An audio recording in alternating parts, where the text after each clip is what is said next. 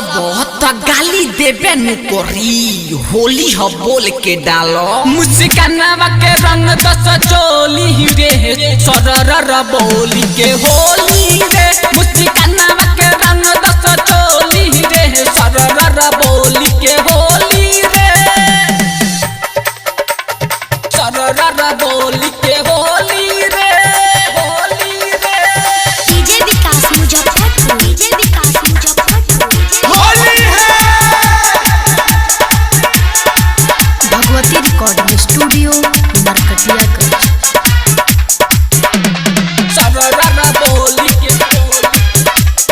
सरर बोली के होली है होली रे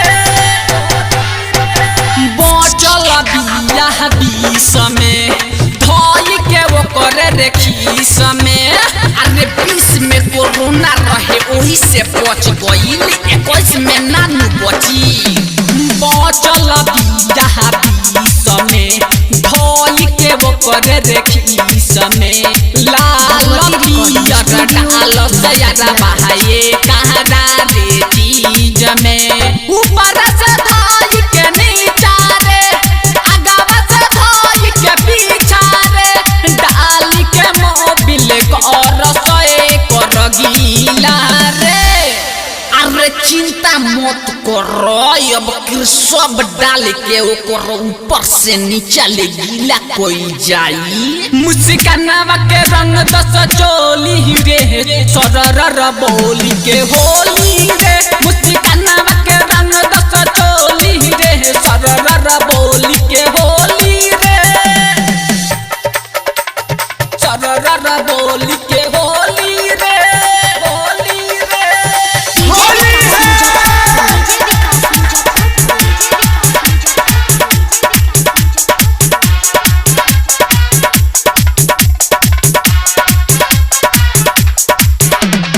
सरर बोली के सरर बोली के होली है होली रे फेरा में एकरा बानी पिटाइल पुआ पकौड़ी नाही भेटाइल पुआ पकौड़ी ना भेटाइल तो दारू मुर्गा चाप के खाई जाई फेरा में एकरा बानी पिटाइल पुआ पकौड़ी नाही भेटाइल सबके नजरिया में बसल बिया बच के नाही जाई रे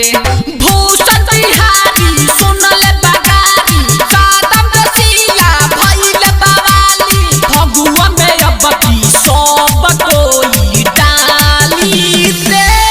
ए भूषण भैया अब गिर के होली में बूढ़ावा जवान का लइकावा मुस्कानवा में नु डलिया सोन मुस्कानवा के रंग दस चोली रे सरर बोली के होली रे मुस्कानवा के रंग दस चोली रे सरर बोली के होली रे